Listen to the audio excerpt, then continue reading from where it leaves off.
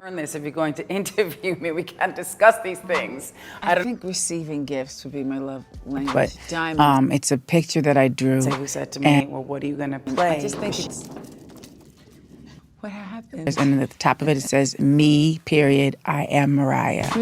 Well, it depends. The world thinks it knows Mariah Carey, a pop princess, a diva, a voice so powerful it breaks glass. But what if I told you her life was never a fairy tale? What if the story of Mariah Carey is really a story of control, identity, and survival, and she didn't truly become free until she nearly lost everything? I'm eternally 12. You have to learn this if you're going to interview me. We can't discuss these things. I don't know how I'm going to tell my children. In 1995, Mariah Carey was untouchable. She was living in a mansion, wearing designer gowns, and had sold over 50 million records. She was the most famous female pop star on the planet. But behind the glitter, the world was changing. I think receiving gifts would be my love language. Diamonds, preferably. Hi. The 90s were shifting toward raw emotion, grunge, and a sound that made perfection look fake. And while Mariah was recording her fifth album, she was quietly doing something no one expected. She was making a rock record. Not pop, not R&B, rock. And it was the first sign she was about to shatter the image the industry had built around her. I have done one song. I was pregnant when I was writing it. Mariah Carey was born to a white mother and a black father on Long Island, New York. Her name came from the song they called the wind Mariah. But her childhood wasn't glamorous. Her parents divorced when she was 3, and she stayed with her mother while her siblings lived with their father. Outer Banks and Abbott Elementary. I just ended up. She felt different, like an outsider in every neighborhood she moved to, because she didn't fit the black world or the white world. Her mother was an opera singer, and her father was an intellectual with strict rules. She moved 13 times before 6th grade. At one point, her family didn't even have a stable home. Mariah's mother rented houses, and sometimes they stayed with friends.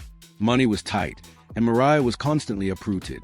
But she had something no one could take away, her voice. But this year has been about having my babies and living my life. She discovered her gift at age 6, when a friend stopped singing and listened to her instead.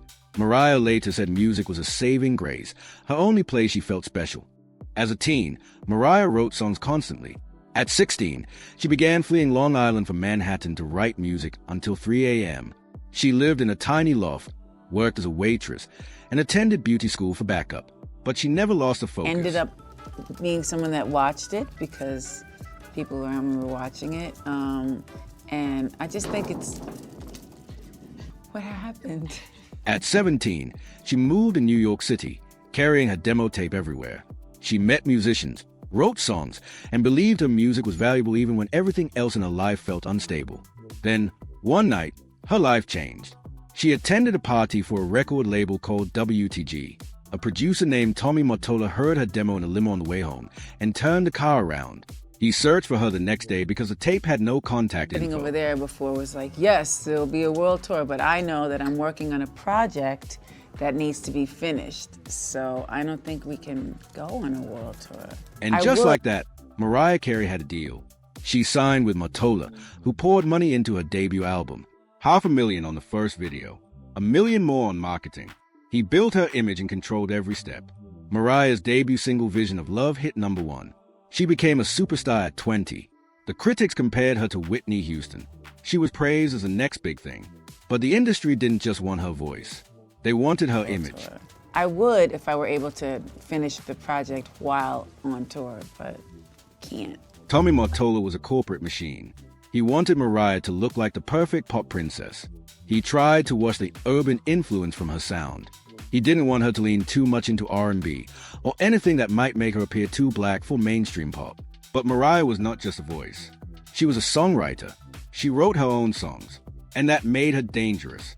Because the more control she tried to take, the more the industry fought back. The back cover of, where is it? It's on the cover of either one of my albums or it's not the back cover of the book, but... At 23, Mariah married Tommy Mottola. He was 45. She was 23. The wedding was extravagant and controlled by him. He built a house with 2 pools, a recording studio, and 11 bathrooms. It was a poor girl's dream house, but Mariah later described it as a prison. She was watched constantly, microphones in the walls. security following her everywhere. She couldn't even drive. She was trapped in her own mansion. I can usually whistle through my hands, but I don't think I can do that today. I gotta Her have music that. began shifting too. She wanted to explore R&B and hip-hop, but the label resisted. They didn't want her to become too urban. So she kept fighting while her career continued to soar. And then, in 1994, she wrote a Christmas song that would become legendary. All I Want for Christmas Is You became a holiday classic. But even this success didn't bring freedom. But it's a picture that I drew, and I was like, I think like 6 years old, and Her it's marriage just and label control kept her trapped in an image she didn't fully own. Meanwhile, she was writing songs like Honey and pushing toward a new sound, a sound that blended pop with hip-hop. Her Fantasy remix changed the industry. It was a beginning of pop or hip-hop crossover as we know it today. But the people controlling her career didn't want that. They wanted a safe, controlled Mariah. Well, it depends because I'm going on a tour and then I stop right before Christmas and really prepare for the actual holiday. The early First- 2000s were brutal. Her movie Glitter failed. Her album underperformed. She collapsed from exhaustion and food poisoning. She was working 22-hour days. She wasn't just a star anymore. She was a machine. And then came the public breakdown. Mariah checked herself into the hospital. She hadn't slept in 6 days. Her mother called the police during a family argument, and the world watched. But the truth was darker than the headline. me with little, what are those called, pigtails, and just like in the flowers, and at the top of it says me, period, I am Mariah. Mariah later revealed that Tommy Mottola used his power to punish her. He interfered with her career. He even allegedly removed promotional material from stores. He wanted to prove she couldn't succeed without him. And for years, it worked. Then came the Emancipation of Mimi. Holiday. The first thing I do is like enjoy the holidays and really get ready. It was the album that changed everything. It went double platinum. It produced hits like We Belong Together, which spent 14 weeks at #1. It was Mariah's true comeback and her first real break from control. She called it Emancipation for a reason.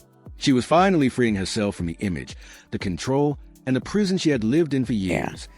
And that's my first bit of poetry and art. Mariah continued to release music, but her life was no longer about the industry. It was about survival. She became a mother. She found love again. She took on new challenges like acting and judging on American Idol. She dealt with public feuds, media attacks, and rumors. But through it all, she remained the same thing she always was, a survivor. And the truth is, Mariah Carey never stopped being herself. She just had to fight harder than anyone else to prove it.